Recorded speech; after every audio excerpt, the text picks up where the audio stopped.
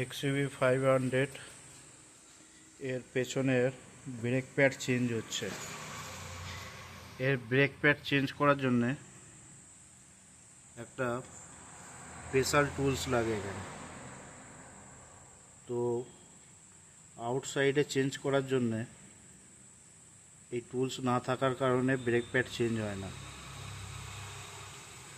তো তার জন্যে একটা যোগান বানানো হয়েছে, কিছুই না, টাইটারিয়ানকে কেটে এরকম একটা যোগান বানিয়ে এই ব্রেক প্যাড চেঞ্জ করা যায়। আর এই স্পেশাল টুলসের মতন এটা কাজ হয় এইভাবে ঘুরিয়ে। তো এরকম একটা যোগান বানিয়ে নিলে আরামসেই এই ব্রেক প্যাডটা চেঞ্জ করা যায়।